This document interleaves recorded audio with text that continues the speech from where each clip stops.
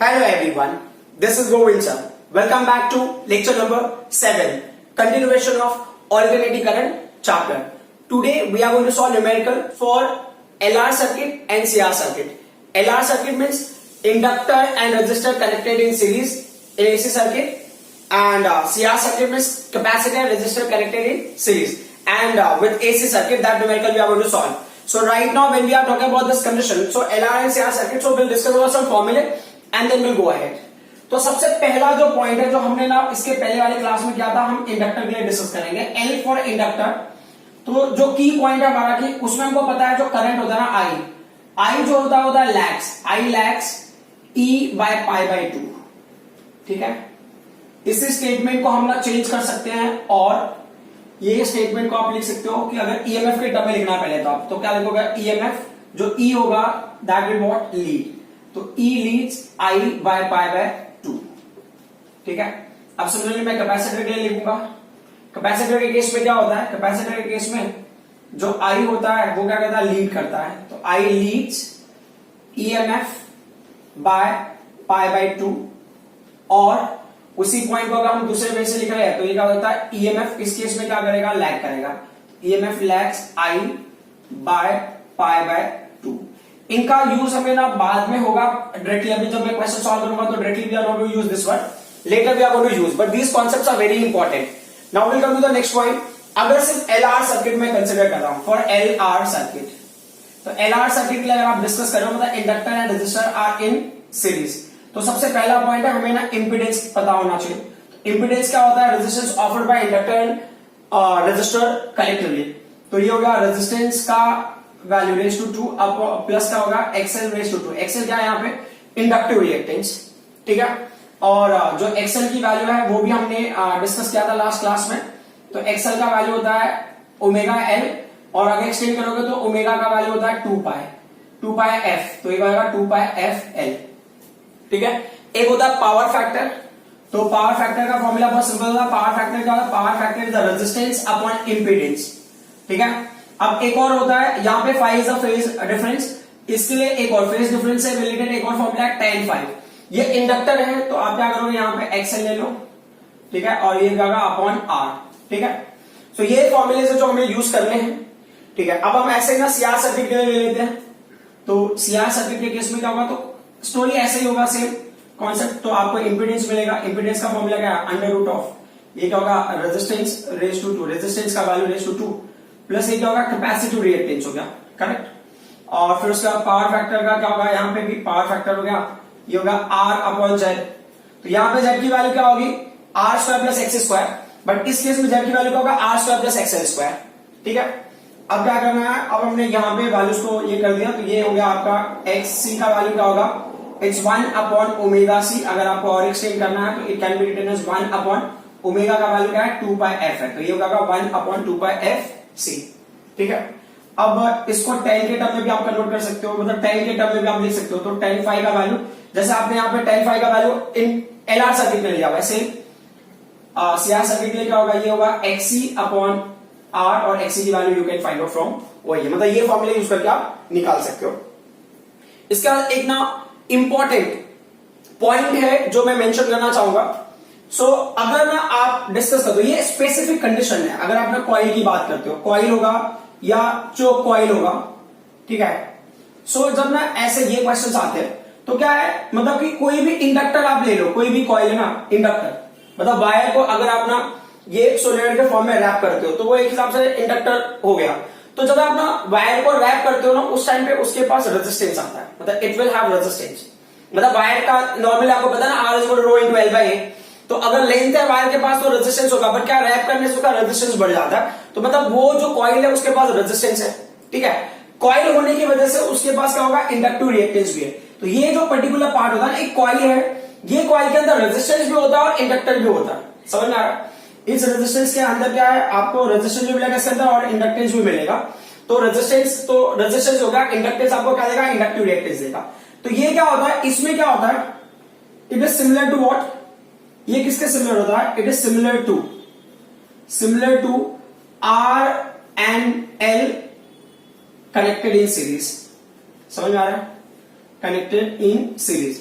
मतलब इंडक्टर और रेजिस्टर को आप सीरीज में कनेक्ट करोगे तो जो इफेक्ट होगा वो अकेले ये आपको शो करेगा। तो अब इसके हिसाब से अगर मैं ले रहा हूं तो अगर R और L अगर सीरीज में कनेक्टेड होंगे, R और L अगर सीरीज में कनेक्टेड होंगे तो वो क्या एक्सर्ट करेंगे, impedance. Then they will show कि इनके ऊपर क्या होगा, ये ऑफर करेंगे रेजिस्टेंस ऑफर करेंगे, that is what R square plus XL square, आपको ये वैल्यू मिलेगी।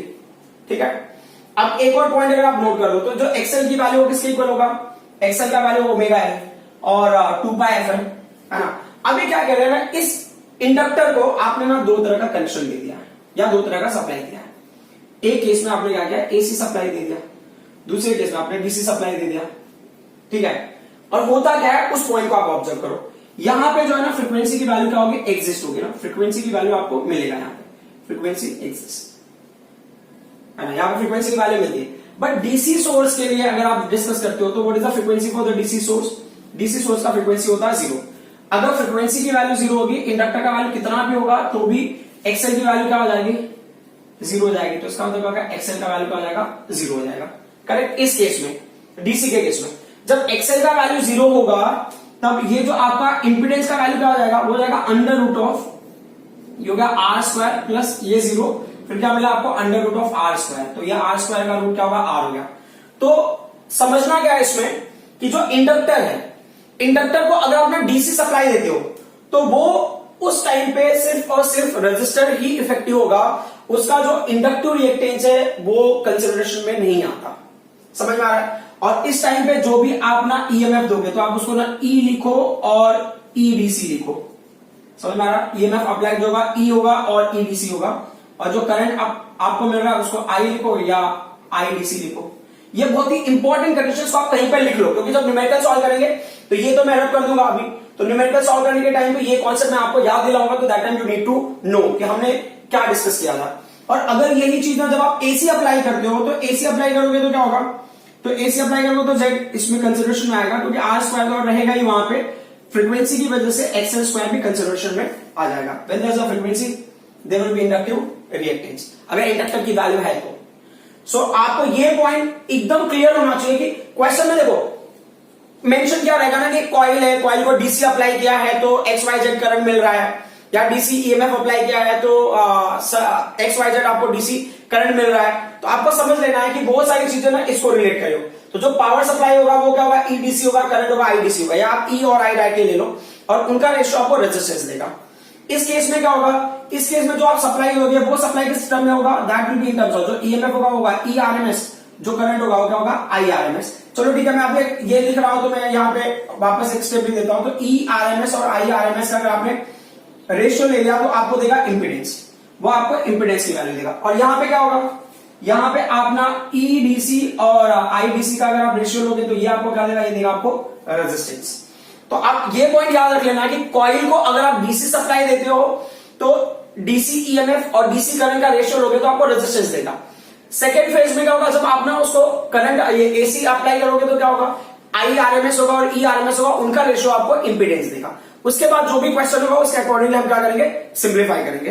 तो आई होप कि ये बात आपको समझ में आ गई होगी। अब हम ना न्यूमेरिकल सॉल्व करते हैं, ये आपने डायरेक्टली नहीं आएगा, 2-3 क्वेश्चन सॉल्व करने के बाद ये कॉन्सेप्ट हम यूज करेंगे, जो कॉइल और ये जनरल कॉइल का। तो नॉर्मली ना हीटर होता है, तो हीटर में क्या हम कॉइल यूज करते हैं ना, तो वो टाइम पे आप इन कॉन्सेप्ट को यूज कर सकते हो। ठीक है, सो अब हमारा फर्स्ट क्वेश्चन, सो देखते हैं जो भी कॉन्सेप्ट हमने लर्न किया उसके बेसिस पे न्यूमेरिकल सॉल्व करेंगे। तो जो फर्स्ट क्वेश्चन है क्या बोला इन्होंने, when an inductor L and resistor R in series are connected across 12 volt and 50 hertz supply.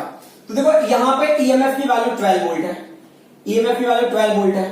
तो जैसा मैंने बताया और आगे क्या दिया इन्होंने, फ्रीक्वेंसी दिया 50 हर्ट्ज। तो as we have already discussed before, इसके पहले के क्लास में हमने डिस्कस किया हुआ है कि अगर सप्लाई दिया और साथ में फ्रीक्वेंसी दिया, मतलब ना अगर ना ऑल्टरनेटिव एसी सोर्स मेंशन किया है या मेंशन किया है फ्रीक्वेंसी की वैल्यू, तो आपको समझ लेना किसका वैल्यू होगा, वो आरएमएस की वैल्यू होगी। तो ईएमएफ किसका होगा, आरएमएस का होगा। तो ये होगा ई आरएमएस, यहां पे आ जाएगा आपको ई आरएमएस। पॉइंट एकदम क्लियर होना चाहिए, अगर एसी सोर्स के बारे में मेंशन किया है या तो फ्रीक्वेंसी की वैल्यू दिया है तो आरएमएस वैल्यू ही होगा। ठीक है, तो ये होगा ई आरएमएस, 12 वोल्ट और फ्रीक्वेंसी वैल्यू 50 हर्ट्ज है।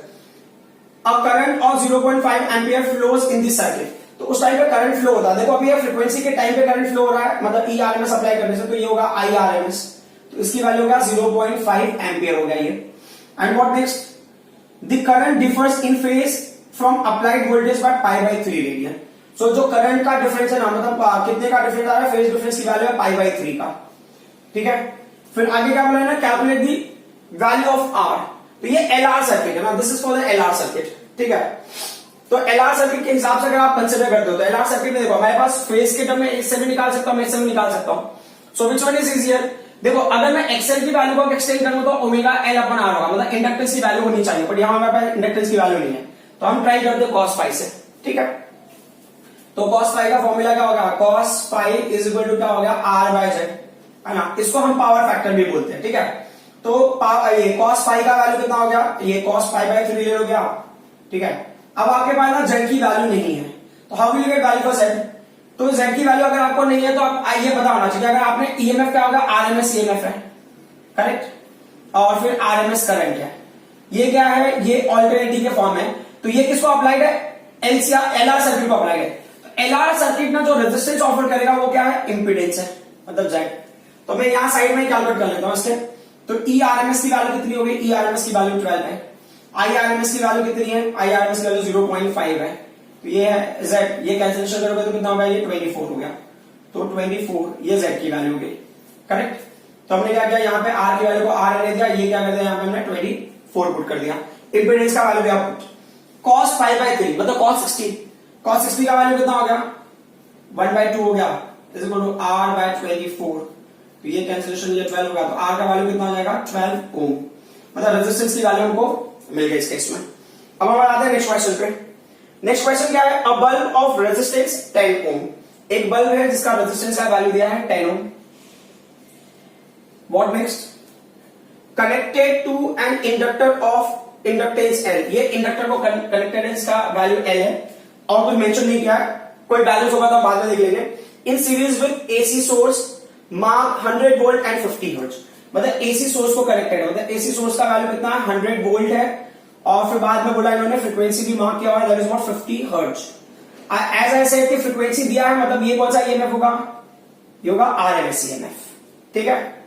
अब आगे क्या पॉइंट है, if the face angle between the voltage and current is pi by 4, मतलब फेस एंगल की वैल्यू, मतलब फाई का वैल्यू कितना होगा अगर पाई बाय 4 है, तो क्या पूछा इन्होंने, calculate the value of L, आपको L की वैल्यू कैलकुलेट करनी है, तो इंडक्टेंस का वैल्यू क्वेश्चन मार्क है।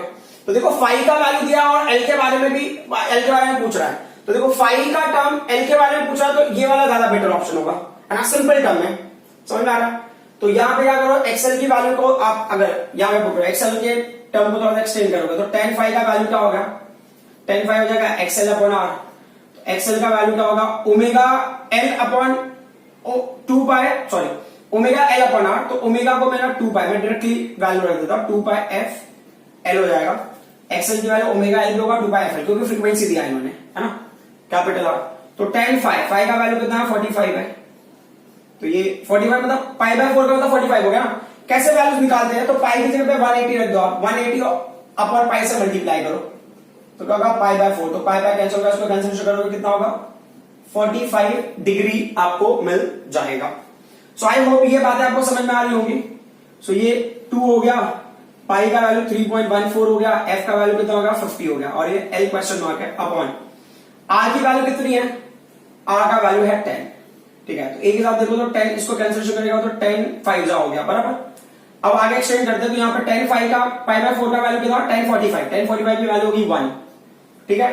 तो ये 5 2 10 हो गया, 10 को 3.14 से मल्टीप्लाई कर दो, या चलो ठीक है, इसको ना मैंने लिखा, ये 10 लिखा हमने इंटू 3.14 लिखा, इंटू क्या है L, तो capital L is equal to क्या हो जाएगा, ये वैल्यू, ये हो गया 1/10 इंटू 3.14। अगर आपको याद होगा ना 1/3.14 का वैल्यू कितना है, 0.318 होता है ना, ये आपको हमने लास्ट क्लास में किया था, 1/पाई दैट इज 1/3.14 की वैल्यू होती है 0.318। ये वैल्यूज मैंने बताया था कि अगर आप याद करोगे तो बेहतर है, क्योंकि ना इस चैप्टर में कैलकुलेशन आपको कई जगहों पे इसको यूज करना पड़ेगा। अपॉन 10 से डिवाइड करोगे तो L की वैल्यू कितनी जाएगी, 0.0318 हेनरी, ठीक है।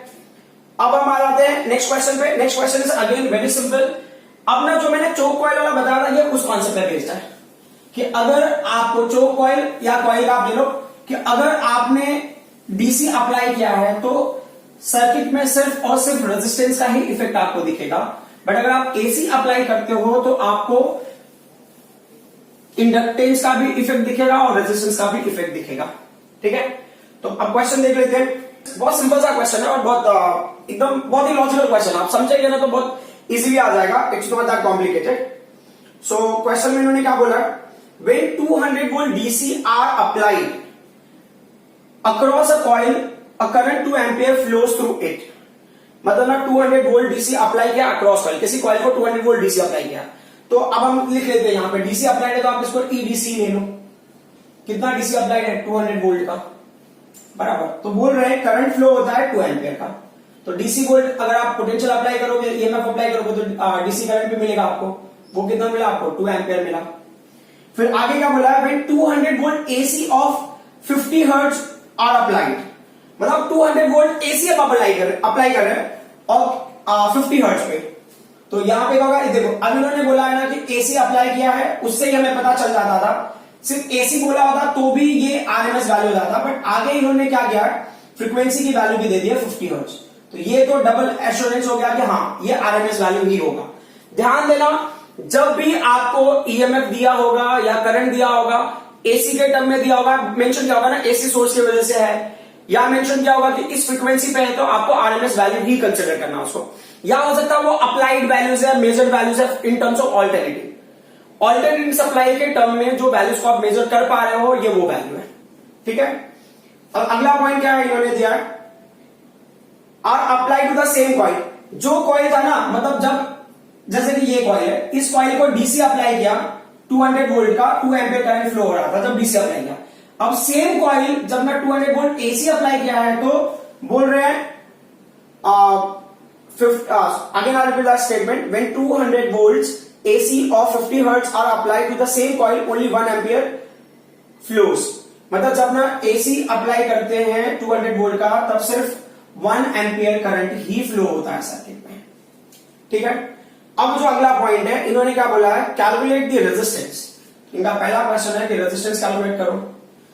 सेकंड क्वेश्चन क्या है, कैलकुलेट द इंपीडेंस। ठीक है, कैलकुलेट इंपीडेंस।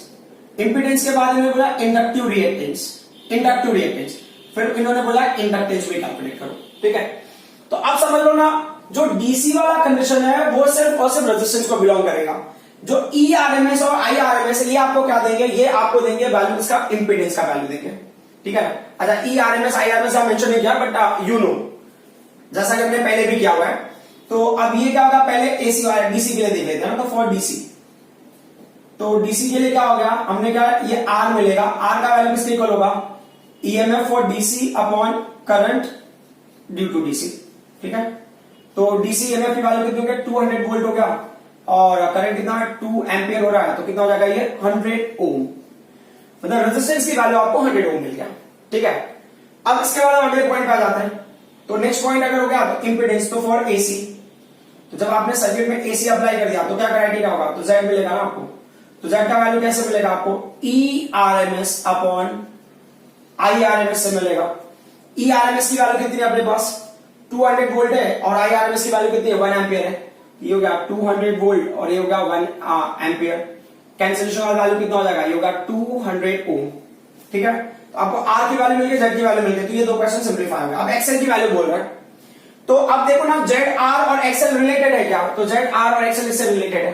ठीक है, तो अभी आप लिखोगे सिंस, है ना, तो इंपीडेंस का फॉर्मूला होगा अंडर रूट ऑफ, एक होगा resistance raise to 2 plus inductive reactance raise to 2, तो दोनों साइड में स्क्वायर ले लो, तो Z square is equal to क्या होगा आर स्क्वायर प्लस क्या होगा ये एक्सएल स्क्वायर होगा, हमारा टारगेट एक्सएल की वैल्यू है, तो XL square is equal to क्या होगा Z square minus R square. तो अब एक्सएल की वैल्यू क्या होगी, तो XL is equal to under root of Z square minus R square, तो अभी वैल्यूज रख लेते हैं, therefore XL is equal to Z की वैल्यू कितनी है बॉस, तो जेड की वैल्यू है 200, तो मतलब 200 रेज टू 2 माइनस आर की वैल्यू क्या 100 है, तो क्या होगा 100 रेज टू 2। ठीक है, अब इसको सिंप्लीफाई करके देख लेते हैं, तो एक्सएल की वैल्यू को आप एक्सएल ही रहने दो अंडर रूट ऑफ, अगर 200 को मैं कैसे लिख रहा हूं कि 2 इंटू 100 लिख दिया मैंने, ठीक है। फिर क्या है माइनस, अब 100 को कैसे लिखूंगा मैं, 1 इंटू 100 लिख दिया मैंने। तो अब क्या होता है, देखो समझने वाली बात है कि 100 को आप कॉमन ले सकते हो, और ब्रैकेट में कितना 2 माइनस 1 करेक्ट ना, ये 100 कॉमन है। फिर 100 को हमने रूट ले लिया तो क्या होगा 100 हो गया। ये ब्रैकेट में क्या मिलेगा उस पॉइंट पे जरा ध्यान दो, है ना, ब्रैकेट के अंदर। अब ये 2 का स्क्वायर क्या होगा 4 हो गया, और ये फिर 1 नहीं रहेगा, तो एक्सएल का वैल्यू कितना हो गया, ये हो गया 100√3, ठीक है। और ये ओम होगा, मान लो इसकी वैल्यू रखनी है तो आप लिख सकते हो ना, एक्सएल इज इक्वल टू क्या होगा 100 इंटू √3 का वैल्यू कितना 1.732, तो कितना होगा एक्सएल का वैल्यू, 100 से मल्टीप्लाई कर दो इस वैल्यू को, तो ये कितना होगा 173.2। Got it. अब हम आ जाते हैं नेक्स्ट पॉइंट पे, दैट इज एल का वैल्यू। एक्सएल का वैल्यू क्या, एल का वैल्यू, इंडक्टेंस। तो आपके पास एक्सएल का वैल्यू, तो मैं ना एक काम करो यहां पे ये वाले से सिंप्लीफाई करता हूं। तो अब हो गया आपके पास है सिंस क्या हो गया, एक्सएल का वैल्यू हमको मिला है 100√3 मिला है, करेक्ट। अब ना इसको क्या करना है, एक्सएल की वैल्यू क्या होगी, एक्सएल की वैल्यू आप ओमेगा के टर्म में लोगे या 2πfl के टर्म में लोगे, that you have to decide. तो हम ना 2πfl के टर्म में लेंगे, क्यों, क्योंकि ना हमको फ्रीक्वेंसी दिया हुआ है, ठीक है। तो हम एक्सएल की वैल्यू को हमने क्या कर दिया 2πfl के टर्म में लिख दिया, ठीक है। 100 अपॉन क्या है √3 है। तो आपको क्या करना है, ये एल की वैल्यू का यही रहने दो, है ना, ये क्या है 100 इंटू √3 अपॉन क्या हो जाएगा, ये 2 हो गया, बराबर। मैं ना यहाँ पे ना इन वैल्यूज को डायरेक्टली यहाँ पुट कर रहा हूं और उसकी वैल्यूज में रख दे रहा हूं, क्योंकि स्पेस नहीं है, तो बेटर होगा मैं वैल्यू बढ़ा दो। तो 52 100 हो गया, और ये 2 कैंसिल हो गया, तो ये हो गया एल। समझने वाली बात क्या, उस चीज को आप ध्यान दो जरा। ये जो वैल्यू है ये कितना है √3 का वैल्यू कितना है 1.732, करेक्ट। और 1/3.14 का वैल्यू हमने कितना लिया था 0.318, ठीक है। अब इसको आप मल्टीप्लाई करोगे तो आपको 0.550 सम वैल्यूज मिलेगा आपको, वो आप एक बार ट्राई कर लेना मल्टीप्लाई करके। So this is the answer for inductance in this case.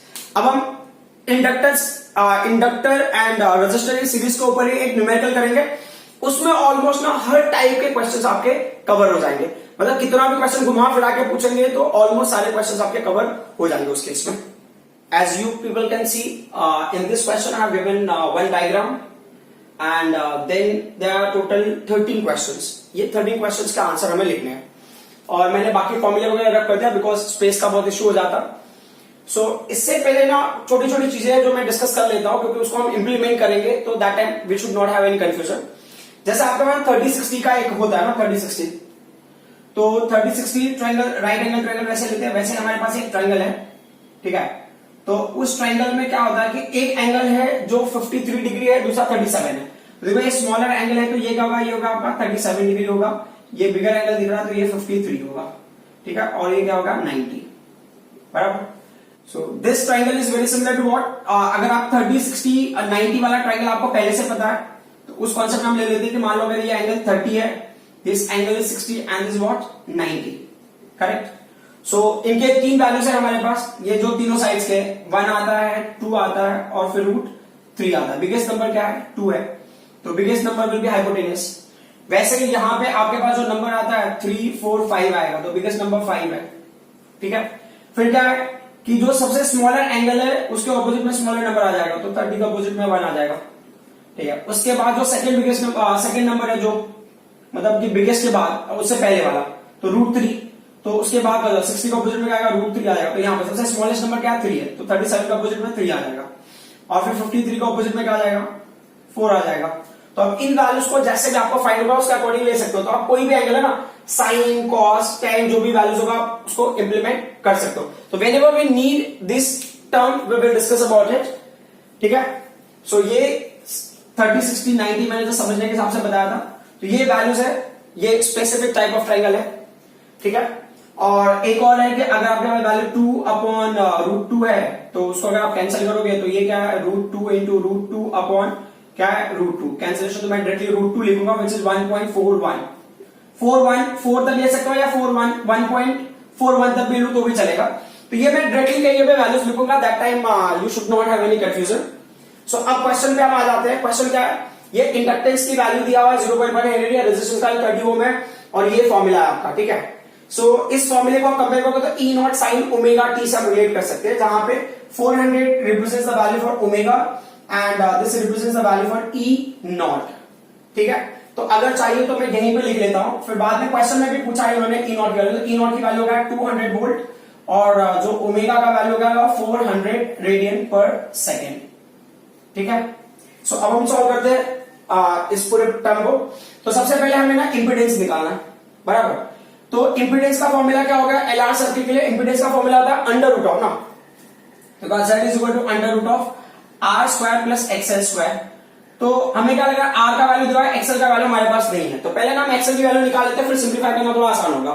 ठीक है, तो पहले वाले पार्ट को मैं सॉल्व करता हूं, उससे पहले मैं एक्सएल की वैल्यू निकालता हूं। एक्सएल का फॉर्मूला क्या होगा ओमेगा एल होगा, ओमेगा का वैल्यू दिया है इन्होंने, ओमेगा का वैल्यू क्या है 400 है, एल का वैल्यू कितना है 0.1 है, तो मल्टीप्लाई करो कितना होगा 40 ओम हो गया, मतलब एक्सएल की वैल्यू आ गई।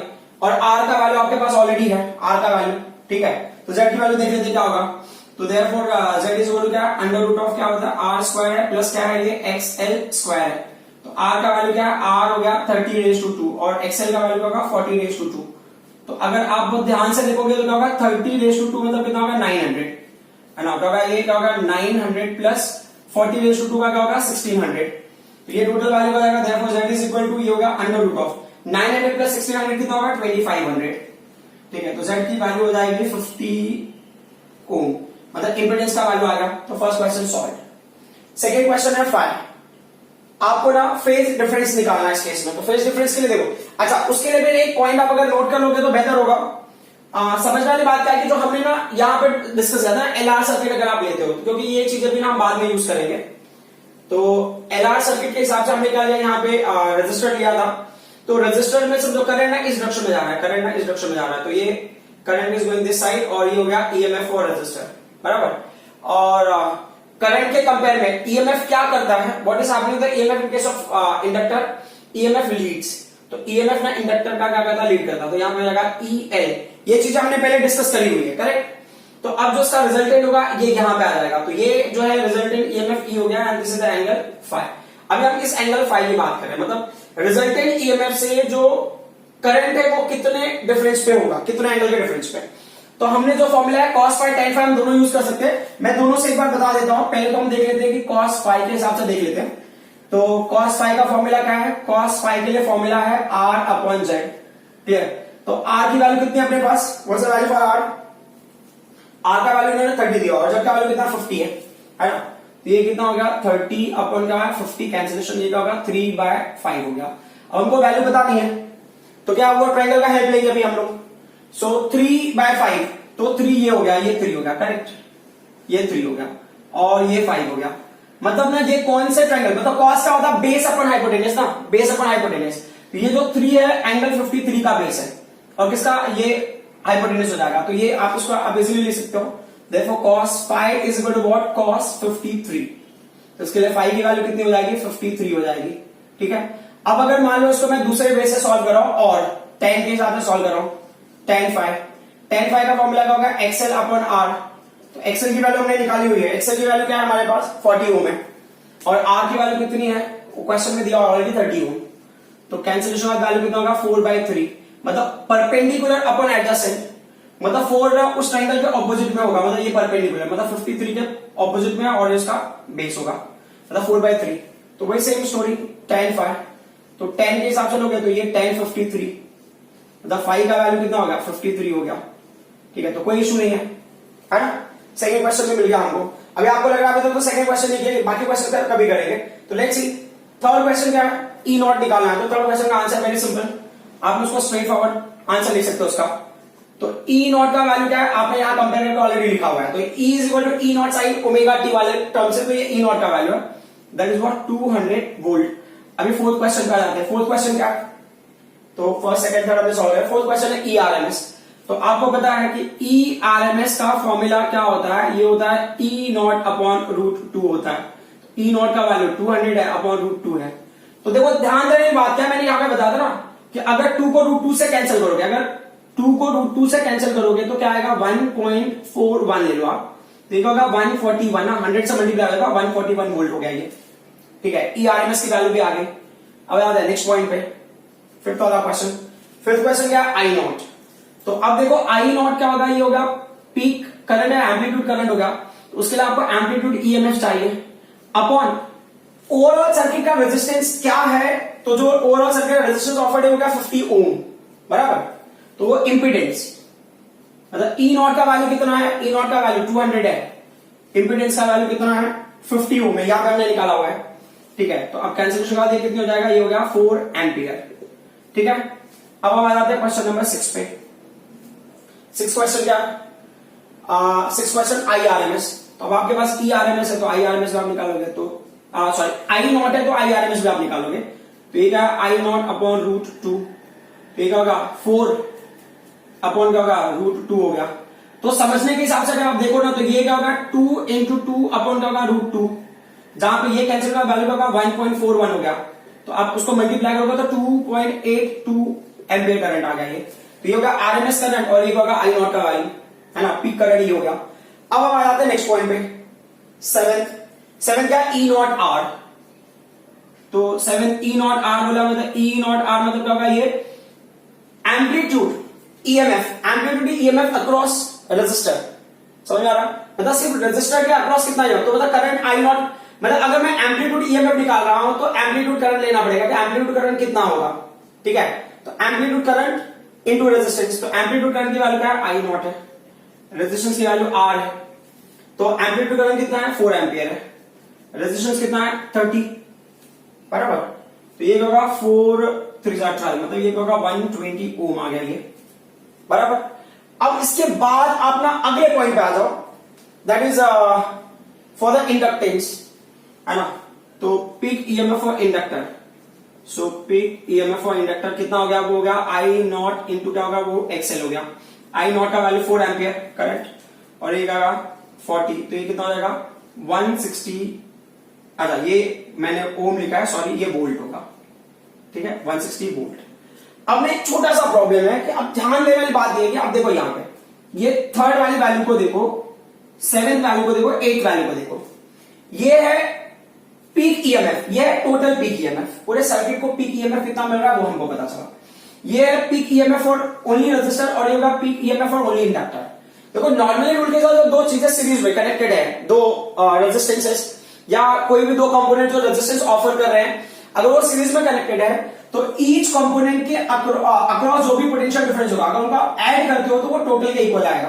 बट यहां पे ना वैसा नहीं होगा, यहां पे क्या हो रहा है ये 200 आया, बराबर, यहां पे क्या आ रहा है आपको ये 120 आ रहा है और ये कितना आ रहा है 160 आ रहा है। तो अब इसको कैसे सिंप्लीफाई करोगे, तो लेट्स सी, मैं ना इस पॉइंट को यहां पे समझा, उसको ना आपको शो करने की जरूरत नहीं है, there is no need to show it, this is just for understanding, है ना, ये सिर्फ अंडरस्टैंडिंग का पार्ट है जो आपको पता होना चाहिए। तो देखो इस केस में ना जो रिजल्टेंट ईएमएफ जो रिजल्ट एम्पलीट्यूड जो ईएमएफ है वो क्या होता है अंडर रूट ऑफ जो एम्पलीट्यूड ईएमएफ किसका है रेजिस्टेंस का plus amplitude of EMF of inductor. जब उनका रूट ले लोगे, उनके स्क्वायर को ऐड करके रूट ले लोगे तो आपको क्या मिलेगा रिजल्टेंट एम्पलीट्यूड ईएमएफ मिल जाएगा।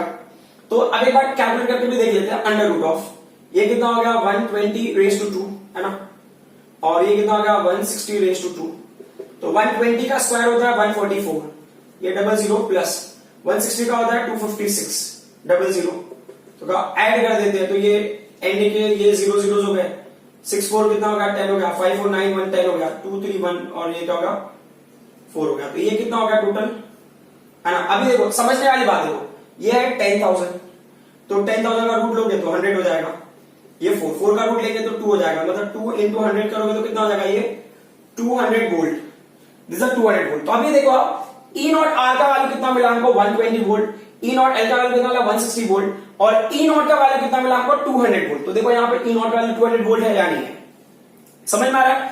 कभी कभी ऐसा हो जाता है, दिस पार्ट हम explain because of one reason, कभी कभी ऐसा हो जाता है कि हमने ना सीरीज कनेक्शन को रेजिस्टेंस हमने किया हुआ है, देन वी थिंक कि ना ये रेजिस्टेंस का जो है इसका जो ईएमएफ है उसका ईएमएफ को हम ऐड करें, ईएमएफ मतलब पोटेंशियल ड्रॉप अक्रॉस है, तो ये जो पोटेंशियल ड्रॉप यहां पे होगा जो पोटेंशियल ड्रॉप यहां पे होगा उनको ऐड करेंगे तो अपने को जो टोटल पोटेंशियल ड्रॉप है उसके इक्वल, मतलब जो अप्लाई किया है उसके इक्वल होना चाहिए। जब नहीं होता तो हमें टेंशन आता है, ठीक है, तो दैट शुड नॉट हैपन। अब हम आ जाते हैं नेक्स्ट क्वेश्चन पे। सो ये एंगल आपका क्लियर हो गया, तो this is not needed now. हाँ, ये जो है ना लीड एंड लैग वाला थोड़ा सा कॉन्सेप्ट हमारे लिए इंपॉर्टेंट है, तो that's why I have written. So अब हम आ जाते हैं क्वेश्चन नंबर 9 पे आ जाते हैं। क्वेश्चन नंबर 9 पे क्या है? ERMS, है ना। तो क्वेश्चन नंबर 9 में क्या है? ERMS। ERMS किसके लिए बोला इन्होंने? रेजिस्टेंस के लिए बोला है।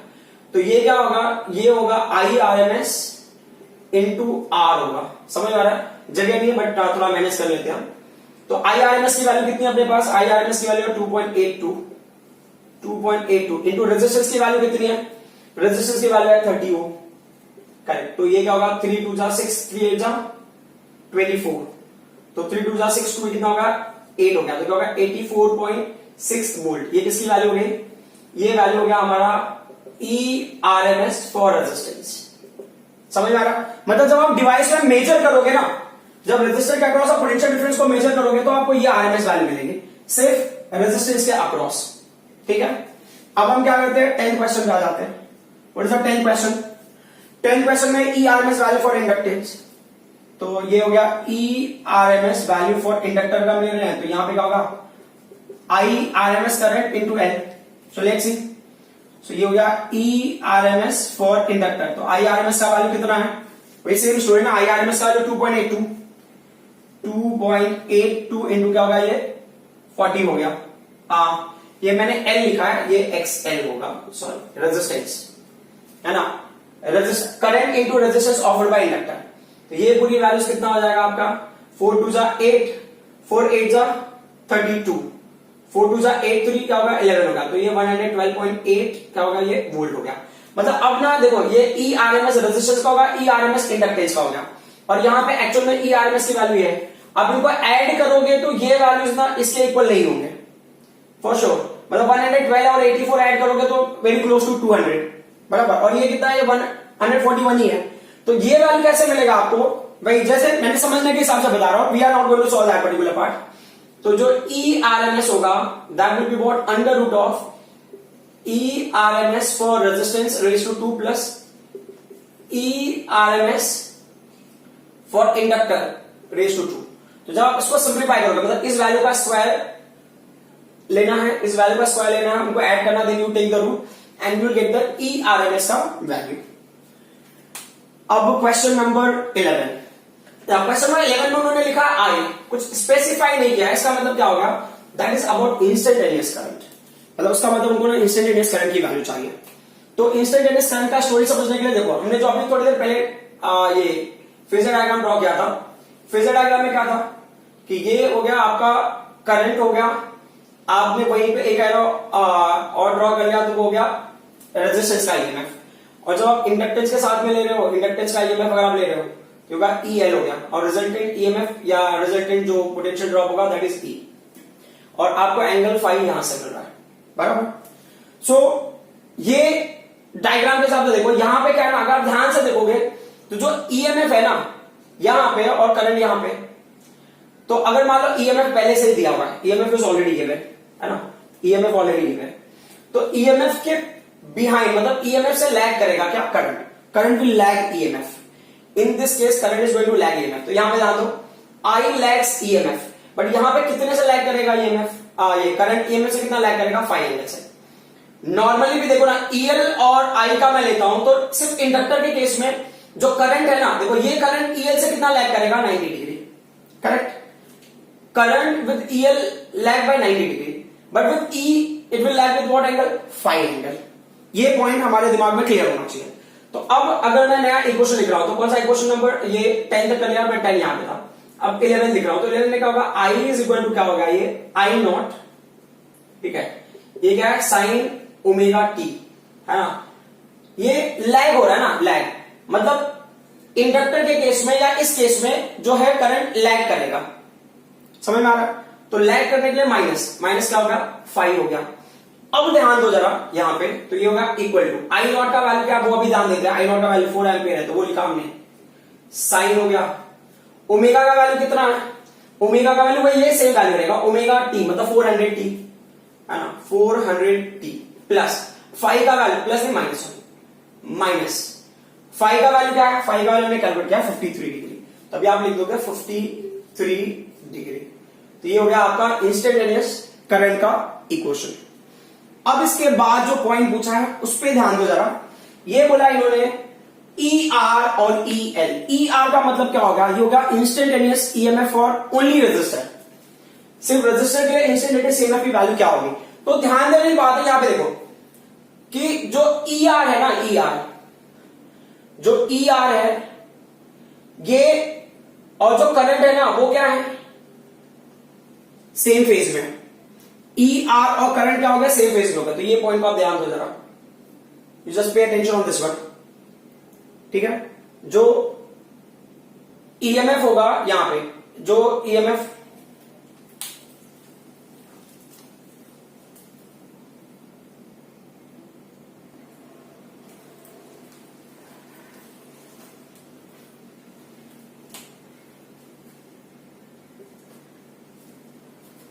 so this is the equation for instantaneous current.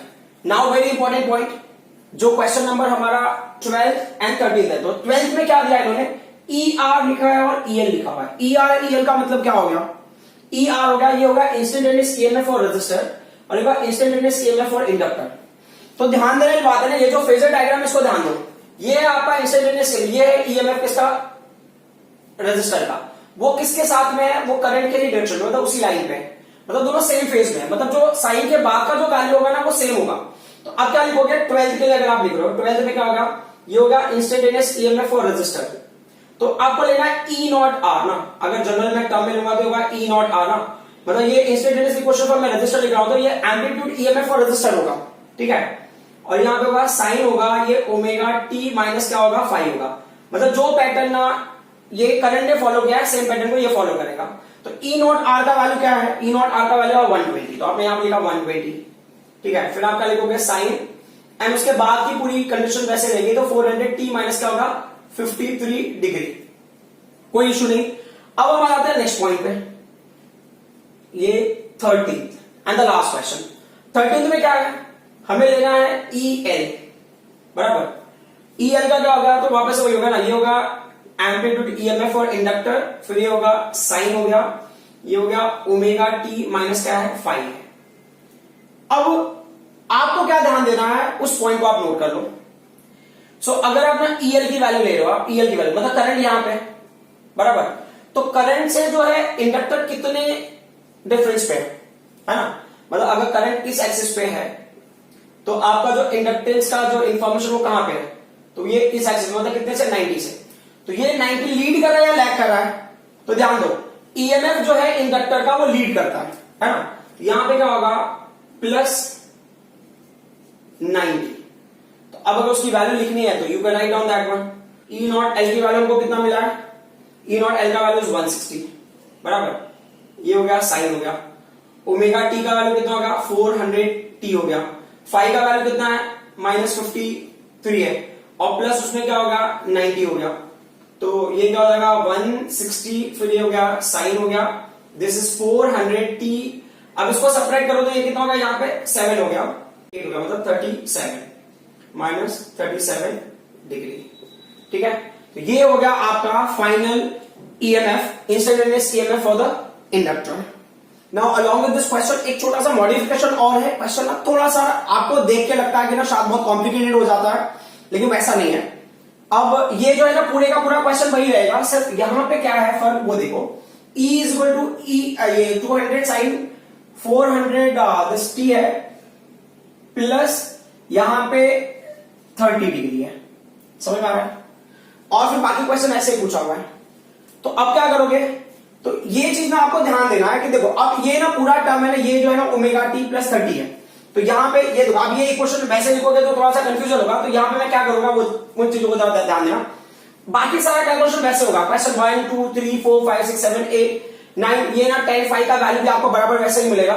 Problem कहां से स्टार्ट होगा? आपका यहां से स्टार्ट होगा, जब आप ना ये करंट के इक्वेशन लिखोगे तब से, ठीक है। तो अब मैं क्या करता हूं कि थोड़ा सा स्पेस मिल जाए तो बेहतर होगा हमारे लिए, तो मैं यहां पे लिख देता हूं कि मतलब पुराने वाले इक्वेशन में और नए इक्वेशन में क्या फर्क पड़ेगा, उन चीजों पे थोड़ा सा फोकस कर लेते हैं हम लोग। तो अब मैं ना क्वेश्चन नंबर 11 को चेंज कर रहा हूं इस क्वेश्चन के हिसाब से। Please be very careful, according to this question I am changing 11th question का डिटेल। सो 11th क्वेश्चन क्या होगा? अब जो इंस्टेंटेनियस करंट का फॉर्मूला होगा वो होगा आई नॉट होगा, ये हो गया साइन, ठीक है। ये omega t plus five dash, मतलब पहले से ही है फाइव डैश। लेकिन हमारा टास्क बहुत सिंपल सा है कि चाहे जो भी रहा होगा, आपको जो करंट अभी मिलेगा रिजल्टेंट ईएमएफ के साथ में, वो करंट फाइव एंगल से लैग होगा ही होगा। तो आपको प्लस फाइव, ये पुराने वाले इंफॉर्मेशन का है। तो अब ये क्या हो जाएगा, देयरफॉर आई नॉट की वैल्यू कितनी होगी, आई नॉट की वैल्यू 4 एम्पियर है, तो 4 एम्पियर आप लिख लो। साइन की वैल्यू को रहने दो, ओमेगा का वैल्यू कितना है 400t है, तो 400t प्लस 5 डैश, मतलब जो पहले एंगल था वो कितना 30 डिग्री, उसको लिख लो प्लस। अब क्या प्लस की माइनस है, माइनस कितना 53 है ना, माइनस 53 डिग्री। तो अब कितना होगा, ये 4 हो गया, दिस व्हाट साइन हो गया, इट्स व्हाट 400t हो गया, दिस प्लस एंड माइनस ना, तो ये माइनस ही आएगा, तो ये कितना होगा, ये 3 हो गया और ये होगा 23। समझ आ रहा है, ये हो गया आपका इंस्टेंटेनियस करंट की वैल्यू। Is that clear? और स्टोरी वैसे का वैसे ही, कोई वेरिएशन नहीं। अब अगर मैं ना ये चीज इसके लिए लिख रहा हूं, यहां पे ER के लिए लिख रहा हूं, तो ER के लिए मैं अभी देखो डायरेक्टली लिख देता हूं ना, I will write it directly, या चलो ठीक है कंडीशंस के हिसाब से देख लेते हैं। सो अगर आप इसके हिसाब से लिख रहे हो, ये 12th क्वेश्चन आप ले रहे हो ईएमएफ और ओनली रेजिस्टर, तो जो करंट और ईएमएफ और रेजिस्टर होगा वो क्या होगा, सेम डायरेक्शन में होगा, सेम फेज में होगा, मतलब ये जो वैल्यू है वो ईएमएफ के लिए क्या होगा, सेम होगा। तो अब ना E नॉट आर होगा, E नॉट आर, फिर ये हो गया साइन, जो ऊपर वाली वैल्यू उसको अगर आपको करना है कॉपी, तो ये ओमेगा टी प्लस क्या होगा 5 डैश प्लस क्या होगा 5 हो गया ना, ये वाला कंडीशन सेम फेज में। तो ये ई आर का वैल्यू क्या होगा, ई नॉट आर का वैल्यू कितना है, ई नॉट आर का वैल्यू 120 वोल्ट, ये हो गया साइन। देखो ये जो स्टेप है ये समझने के लिए मैं लिख रहा हूं, अब अगर डायरेक्टली ये वैल्यूज लिखोगे तो भी चलेगा, समझ में आ रहा है।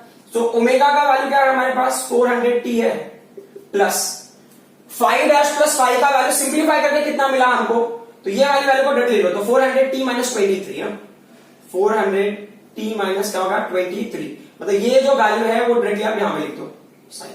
जैसा अभी ये पूरा वैल्यू यहां पे जो था उसी का सिंप्लीफिकेशन पार्ट ये है, तो आप उसको डायरेक्टली ऐसे लिख दिया आपने। सिर्फ ईएमएफ और रेजिस्टर जो एम्पलीट्यूड ईएमएफ और रेजिस्टर की वैल्यू आपको पुट करना है। अब हम आ जाते हैं क्वेश्चन नंबर 13 पे। 13 क्वेश्चन में क्या होगा, EL, यहां पे थोड़ा सा आपको डिफिकल्टी फील हो सकता है, सो ये E नॉट L है, फिर ये क्या होगा साइन हो गया, हमने लिया ओमेगा टी लिया प्लस 5 डैश लिया है प्लस ये 5 लिया हुआ, तो ये वैल्यू को सिंप्लीफाई करके आपको 400t माइनस 23 डिग्री मिल रहा है, ठीक है। उसके बाद क्या है स्टोरी की, जो EL है ना वो क्या कर रहा है, लीड कर रहा है करंट को, मतलब ये करंट के रेफरेंस में हम ले रहे हैं ना, तो ये लीड कर रहा है कितने से 90 डिग्री से लीड करेगा। तो अब जो हमारा नया इक्वेशन होगा क्या होगा, तो EL का वैल्यू क्या हो जाएगा, EL is equal E not L का वैल्यू कितना है, what's the value by E not L 160 है, तो दिस इज व्हाट 160, ये साइन हो गया आपका, this is sine. Omega T 5 dash plus 5 का वैल्यू क्या होगा, ये हो गया, तो ये क्या होगा 400t माइनस 23 डिग्री प्लस क्या होगा ये 90 डिग्री हो गया। अब ऐड करके देख लो, तो ऐड करोगे तो ये EL का वैल्यू क्या होगा, ये 160 हो गया, this is what sine, bracket में क्या होगा 400t, तो अब इसको करोगे यहां पे आ गया आपका 7 डिग्री आ गया ये, और ये 8 था, 8 माइनस 2 था 67 हो गया, ठीक है। तो ये हो गया आपका final equation, instantaneous EMF for only inductor, ठीक है। तो इसमें जो वेरिएशंस है इतने ही हो सकते हैं, यहां पे 400t तक ही रहता है, तो कैसे सॉल्व करना तो आपको समझ में आया। सो सिर्फ ये क्वेश्चन जो वैल्यू होंगे, ये जो आंसर है ये वैल्यू होंगे, बाकी सारी चीजें क्या रहेंगी, सेम रहेंगी। Now we will solve numerical for capacitor and resistor in series. ये क्वेश्चन जो हमने पहले क्वेश्चन किया था अभी जस्ट नाउ, उससे काफी सिमिलर ही है, बट अभी ये क्वेश्चन नहीं कर रहे हैं, हम थोड़ी देर बात करेंगे। एक क्वेश्चन पहले सिंप्लीफाई कर लेते हैं, तो सीआर सर्किट के लिए क्वेश्चन में क्या दिया है, a series circuit contains a resistor of 20 ohm and capacitor and a meter of negligible resistance, मतलब एक रेजिस्टर होगा फिर कैपेसिटर होगा, वैसे अमीटर होगा। बोल रहे हैं कि रेजिस्टर की वैल्यू दिया उन्होंने, कितना दिया रेजिस्टर का वैल्यू 20 ओम है ना, ये वो अलग क्वेश्चन है, मैं उस डायग्राम जस्ट डायग्राम को मैं रिफर कर रहा हूं है ना, उनकी वैल्यूज को लेना नहीं है। तो 20 ओम रेजिस्टर का वैल्यू, बोले कैपेसिटर का नेग्लिजिबल रेजिस्टेंस है, जो अमीटर है उसका भी नेग्लिजिबल रेजिस्टेंस है, मतलब नेग्लिजिबल रेजिस्टेंस मतलब ना एक्सी के टर्म में उनका वैल्यू हो सकता है, they may have a value in terms of XC.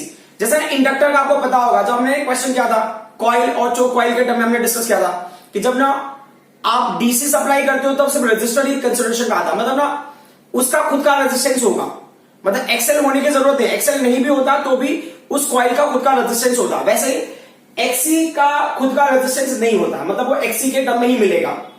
और फिर आगे क्या दिया इन्होंने कि it is connected to a source of 220 volt. ये ना 220 वोल्ट सोर्स को कनेक्टेड है, तो ये 220 वोल्ट सोर्स की वैल्यू होगी, ये ईएमएफ।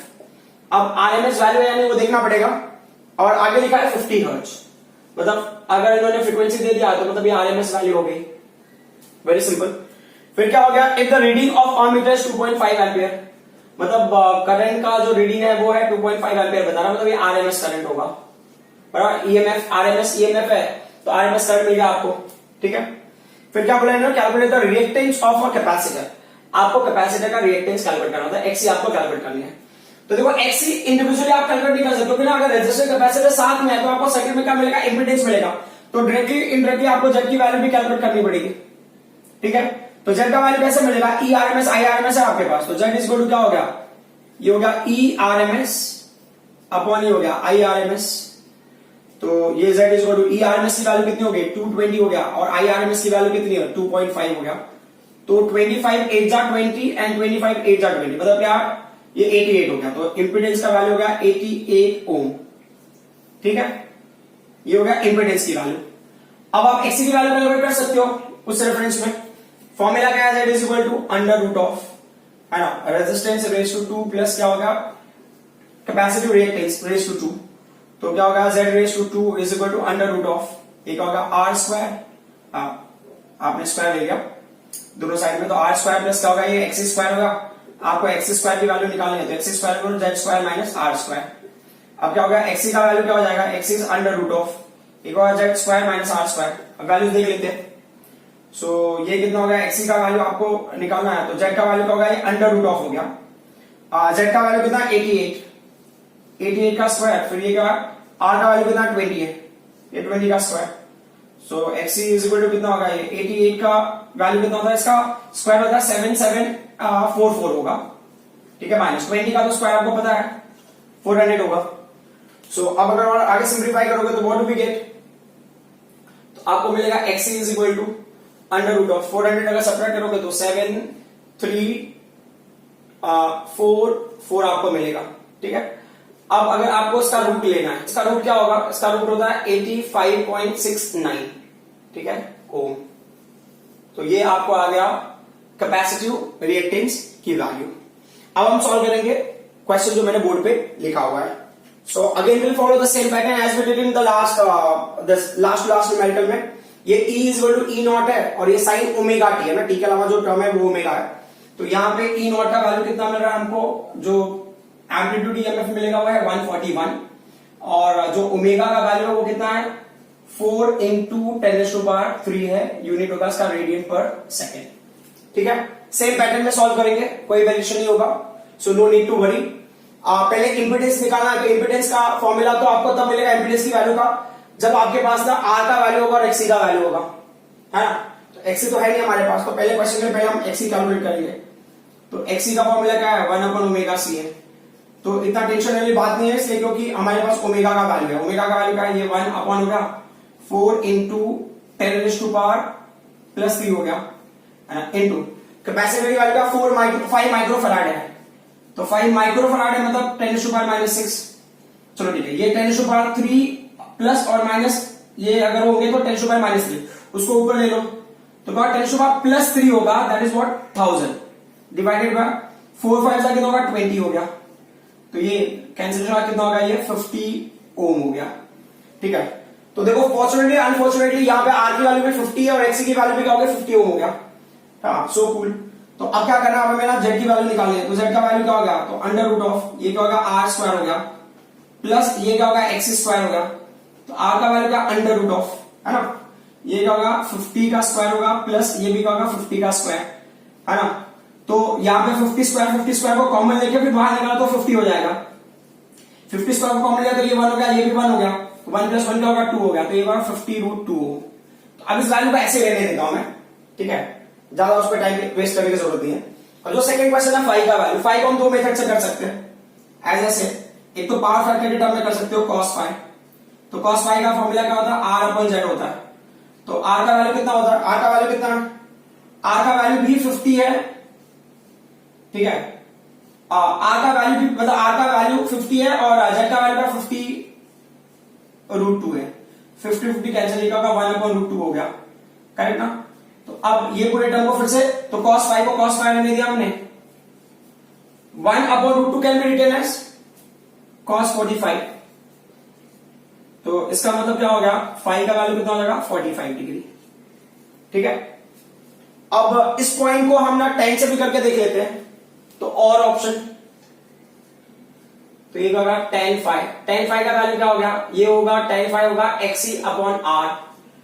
तो XC का वैल्यू भी 50 है बराबर, और R का वैल्यू भी 50 है, तो 50 कैंसिलेशन, ये होगा 1 हो गया। तो tan की कौन सी वैल्यू 1 होती है, तो 45 एंगल के लिए 1 होता है। तो मैं यहां पे टाइम वेस्ट किया, मैंने डायरेक्टली लिख दिया यहां पे, ठीक है। तो अपना फर्स्ट क्वेश्चन सेकंड क्वेश्चन का आंसर हमको मिल गया। अब थर्ड पे आ जाता है E नॉट का आंसर ऑलरेडी मिला हुआ ही है, तो ये वैल्यू जो है वो आपका E नॉट है। तो थर्ड क्वेश्चन का आंसर हमारे पास हो गया E नॉट की वैल्यू है 141 वोल्ट हो गया। अब फोर्थ क्वेश्चन क्या है हमारा, फोर्थ क्वेश्चन है आपको ERMS की वैल्यू चाहिए। तो आपको E नॉट है तो ERMS आपको इजीली मिल जाएगा। तो ERMS क्या होगा, ये होगा E not upon √2, E not upon √2, ठीक है। तो अब ध्यान देने वाला है, ये 141 है, √2 का वैल्यू था 1.414 है ना। तो ये कैंसिल हुआ, कितना हो गया 100 वोल्ट हो गया। ERMS की वैल्यू मिल गई हमको। अब फिफ्थ वाला देख लेते हैं, फिफ्थ में कितना मिल रहा है हमको, फिफ्थ में क्या है, I नॉट है, एम्पलीट्यूड करंट आपको निकालना है। तो एम्पलीट्यूड करंट के लिए आपका एम्पलीट्यूड EMF और ओवरऑल रेजिस्टेंस ऑफ सर्किट क्या है, overall resistance in the sense क्या होगा, इंपीडेंस ना, 50√2, मतलब ये जेड की वैल्यू। तो E नॉट का वैल्यू क्या है, ये 141 है, अपॉन क्या है ये 50√2 है। तो √2 का वैल्यू जो है ना, ये क्या, चलो ठीक है मैं लिख देता हूं, है ना, नहीं तो फिर क्या आप कंफ्यूज हो जाओगे तो कोई इशू नहीं है, मतलब प्रॉब्लम हो जाएगा। 1.41 ये कैंसिलेशन करेंगे, √2 का वैल्यू मैंने रखा तो ये 100 हो गया, 50 से कैंसिलेशन करेंगे तो कितना होगा 2 हो गया। तो जो मैक्सिमम करंट की वैल्यू हो गई वो कितना हो गया 2 एम्पियर, मतलब पीक करंट की वैल्यू मिल गई हमको। तो टिल फोर्थ भी सॉल्व किया, फिफ्थ भी सॉल्व किया, अभी सिक्स देख लेते हैं। अगर आपको पीक करंट और एम्पलीट्यूड करंट की वैल्यू पता है तो आरएमएस करंट आप इजीली निकाल सकते हो। तो सिक्स क्या होगा IRMS। तो IRMS की वैल्यू क्या है, ये I नॉट अपॉन √2। तो as far we know I naught का वैल्यू क्या है 2 है और ये √2 है। हमने पहले ही डिस्कस किया था कि ये कैलकुलेशन का वैल्यू कितना होगा 1.41, मतलब ये √2 आता है जिसकी वैल्यू 1.41 होगा बराबर, ये एम्पियर हो गया 6.1। अभी सेवन देख लेते हैं। सेवन क्या है, E नॉट R। आपको क्या करना है, आपको एम्पलीट्यूड EMF निकालना है रेजिस्टर के लिए। तो आपको एम्पलीट्यूड करंट पता होना चाहिए और रेजिस्टर की वैल्यू पता होना चाहिए। एम्पलीट्यूड करंट की वैल्यू 2 है और रेजिस्टर की वैल्यू कितनी है, रेजिस्टर की वैल्यू है 50।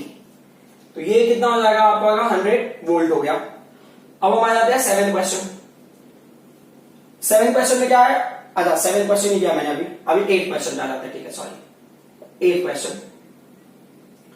तो 8 क्वेश्चन में क्या है, E नॉट C, मतलब आपको एम्पलीट्यूड EMF निकालना है किसके लिए, कैपेसिटर के लिए। तो आपको होगा करंट, एम्पलीट्यूड करंट लेना है और कैपेसिटर का जो रेजिस्टेंस होगा, तो ये क्या होगा 2 हो गया इंटू XC का वैल्यू भी 50 है, तो ये भी क्या होगा 100 वोल्ट ही हो गया बराबर।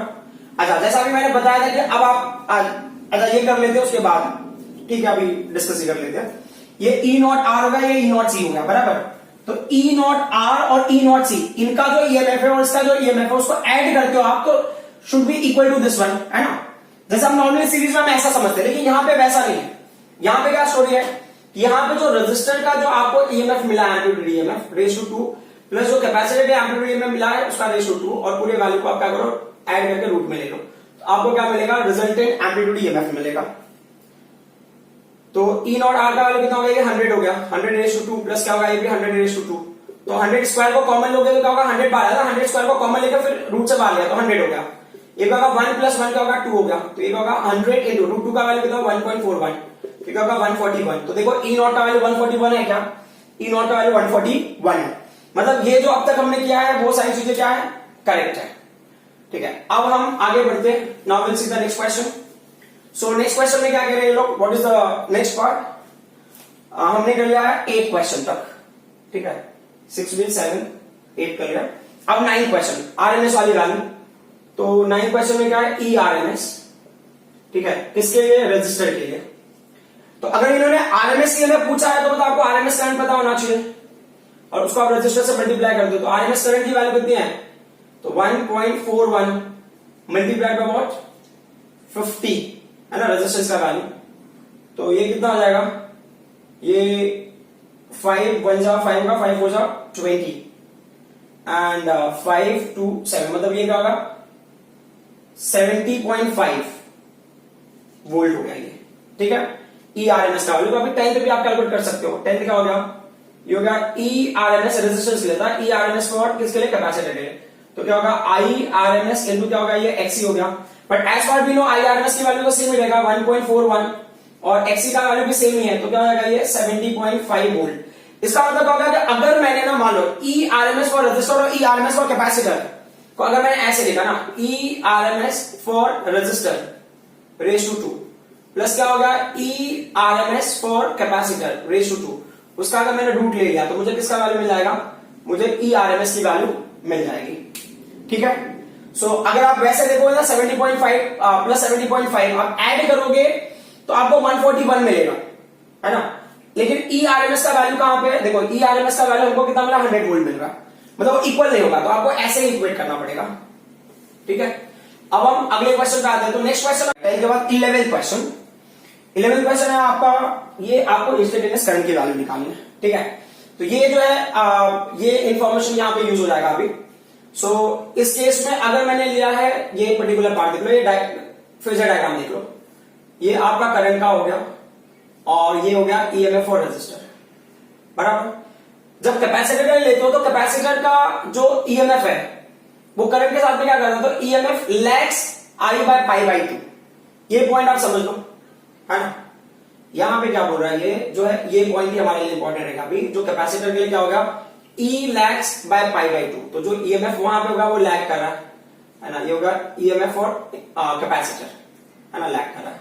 तो ये आपका रिजल्टेंट वैल्यू हो गया, ये रिजल्टेंट ईएमएफ, है ना। अब ना लॉन्गर स्मॉलर एरो के ऊपर मत जाओ, just to understand the concept. तो ये करंट हो गया और ये आपका ईएमएफ होगा, तो ये +5 मतलब इतने का डिफरेंस होगा, फेज डिफरेंस। तो अभी भी अगर आप ध्यान से देखोगे तो ईएमएफ यहां पे क्या होता है, लैग होता है, बट करंट क्या होता है, लीड करता है। तो आपके पास ईएमएफ पहले से है, जब आप करंट को प्लॉट करोगे या करंट के बारे में इक्वेशन लिखोगे तो current will be leading, current will be leading, समझ आ रहा है। तो अब मैं इंस्टेंटेनियस ईएमएफ इंस्टेंटेनियस करंट का फॉर्मूला लिख रहा हूं। तो आई इज इक्वल टू क्या होगा, ये होगा आई नॉट, ये हो जाएगा साइन ओमेगा टी, उसमें क्या होगा +5 होगा, ठीक है, +5 होगा उस केस में। तो अब अगर मैं आई का वैल्यू लिखूं तो आई इज इक्वल होगा, आई नॉट का वैल्यू कितना है मेरे पास, आई नॉट का वैल्यू है 2 एम्पियर, तो ये हो गया साइन ओमेगा, ओमेगा का वैल्यू 4 × 10⁻3, ये होगा 4 × 10⁻3 और ये होगा टी +5, कितने का फेज डिफरेंस है, यहां पे 45 डिग्री का, तो हमने लिखा है यहां पे 45 डिग्री, ठीक है। I don't think that there is any issue in this case. अब हम आ जाते हैं क्वेश्चन नंबर 11 पे। 11 क्या है, 12 पे आ जाते हैं। 12 क्वेश्चन क्या है, 12 क्वेश्चन में आप देख सकते हो कि जो ईएमएफ है और जो करंट है they are in same phase, मतलब सेम फेज का मतलब ना ये जो पर्टिकुलर वैल्यू है ये सेम रहेगा, किसके लिए, रेजिस्टेंस के लिए, और यहां पे ये वैल्यू सेम रहेगा। सेम फेज का मतलब ये होता, मतलब साइन के बाद जो भी आपको वैल्यू मिल रहा है और जो भी टर्म आप लिख रहे हो वो उसी तरीके से आएगा, क्योंकि दोनों ना एक ही डायरेक्शन में जा रहा है। तो मैं अगर ईएमएफ लिख रहा हूं किसके लिए, ईएमएफ और रेजिस्टेंस, मतलब इंस्टेंटेनियस ईएमएफ, ये इंस्टेंटेनियस होगा। अगर ई नॉट होता तो एम्पलीट्यूड होता, आरएमएस होता तो आपको समझ में आ जाता।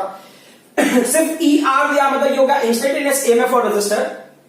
तो ई आर का वैल्यू आपने क्या निकाला, ई आर का वैल्यू आपको मिलेगा ई नॉट आर, मतलब एम्पलीट्यूड ईएमएफ और रेजिस्टर, ये हो गया साइन हो जाएगा, उसके टर्म में हम लिख रहे हैं, तो ये ओमेगा टी हो गया प्लस क्या होगा, ये 5 हो गया।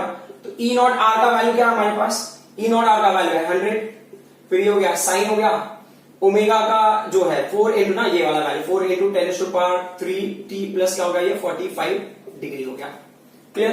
तो ई आर का इंस्टेंटेनियस इक्वेशन भी हमने लिख लिया। अब हमें ईसी का इंस्टेंटेनियस इक्वेशन लिखना है, 13th क्वेश्चन।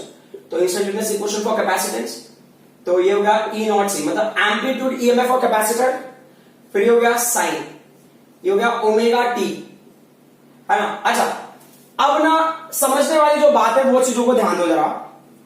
सो ये आपको फाई का वैल्यू मिला, तो यहां पे क्या होगा, ये देखो ध्यान देना कि ये आपका करंट का है, बराबर। ईएमएफ उसी एक्सिस पे था, इसके लिए ये जो पर्टिकुलर पॉइंट को हमने वैसे का वैसे ही लिखा है इस केस में भी, है ना। देखो ये जो पार्ट है साइन के बाद का पार्ट ई आर के लिए, और साइन के बाद का पार्ट करंट के लिए जो है वो देखो आप सेम है ना, क्योंकि सेम फेज में। लेकिन यहां पे स्टोरी थोड़ी अलग हो जाती है, जब आप कैपेसिटेंस के लिए लेते हो तो करंट इस एक्सिस पे है, बट ये क्या कर रहा है, लैग कर रहा है। कितने से लैग कर रहा है, 90 डिग्री से। तो आपने जो वैल्यू लिखा है ना sine omega t plus five, ये फेज में क्या होगा, 90 माइनस हो जाएगा। Is that clear? तो अब आपको वैल्यू क्या मिलेगी, therefore EC is equal to E naught C का वैल्यू कितना है, ई नॉट सी का वैल्यू भी आपको 100 ही मिल रहा है, तो ये 100 हो गया। This is what sign omega T का वैल्यू कितना है, ओमेगा का वैल्यू 4 इंटू 10⁻³ है, टी फाइव का वैल्यू कितना है, 45 है। 90 माइनस 90, करेक्ट ना, क्योंकि लैग हो रहा है, जो ये ईएमएफ है करंट से उतने एंगल पे क्या हो रहा है, लैग हो रहा है। तो अब अगर मैं फाइनली लिखूंगा तो क्या होगा, ईसी इज इक्वल टू हो गया 100 हो गया। This is what sine 4 into 10⁻³ T minus क्या होगा, ये 45 degree. Okay, so I hope ये सारी चीजें आपको समझ में आई होंगी। अब अगर स्टोरी में छोटा सा ट्विस्ट और अगर मैं क्रिएट करता हूं, जैसा मैंने पिछले वाले क्वेश्चन में किया था कि अगर ये पूरा सब कुछ वैसे ही है, यहां पे एक छोटा सा वेरिएशन हो जाता है। इन्होंने क्या लिखा, साइन ये 4 इंटू 10⁻³ टी प्लस क्या होगा, यहां पे 30 हो गया, है ना। तो ये क्या है, omega t plus five dash, बराबर। पहले से ही कोई फेज डिफरेंस है तो भी टेंशन लेने की जरूरत नहीं है। ये जो मेरा इक्वेशन होगा करंट का, मतलब sign omega t plus five dash में क्या होगा, मैं फाइव को ऐड करूंगा, मतलब ये पहले वाला वैल्यू है।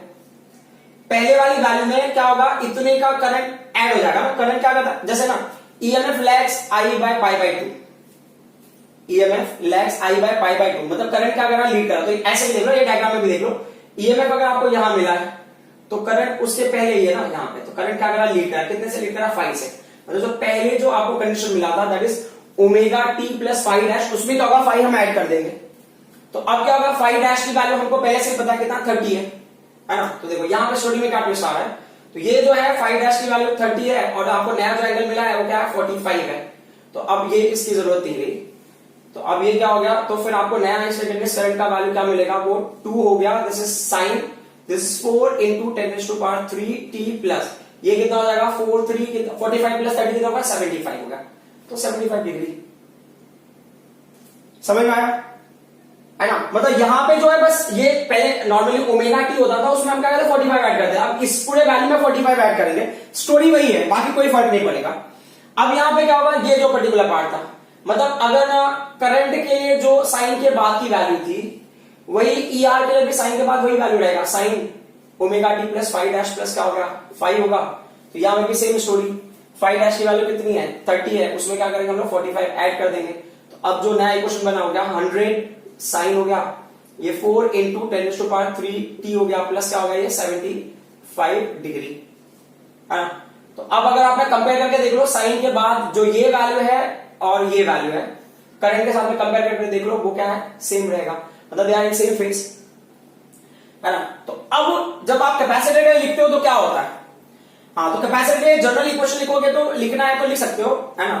अब क्या है, ये जनरल इक्वेशन की जरूरत नहीं होती, आप डायरेक्टली लिखोगे। ये जनरल इक्वेशन से समझने के हिसाब से मैं बता रहा हूं। तो ये क्या होगा, आपने लिखा यहाँ पे ई नॉट सी लिखा, ठीक है, ये क्या हो गया, साइन हो गया।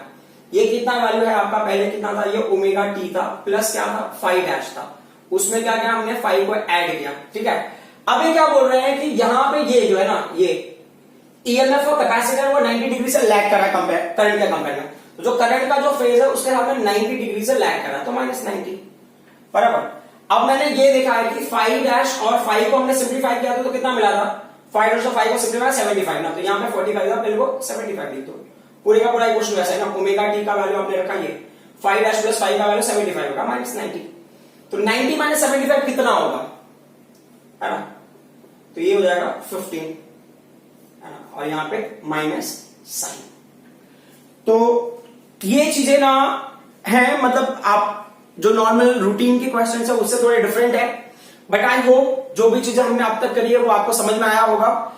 You need to do practice, आप ना चीजों को बहुत बेसिक वे से समझने की कोशिश करो कि एक्चुअल डिफरेंस क्या होता है आरएमएस में, एक्चुअल डिफरेंस क्या और पीक में क्या डिफरेंस होता है, और अगर मैं इंस्टेंटेनियस ले रहा हूं तो क्या डिफरेंस होगा, ठीक है। और जो टोटल है वो कैसे होगा, और यहाँ पे इंडिविजुअल के लिए अगर आपको निकालना होगा तो कैसे निकालना होगा, इनमें से कोई एक पर्टिकुलर कंडीशन आ सकता है आपको एग्जाम में, ठीक है। तो अगर आपने ये पर्टिकुलर पार्ट कर लिया है तो इनके ऊपर अगर कॉम्पिटेटिव एग्जाम में भी क्वेश्चन आएगा तो भी आप सॉल्व कर सकते हो। So I hope whatever I explain up till now you people understood. Thank you very much.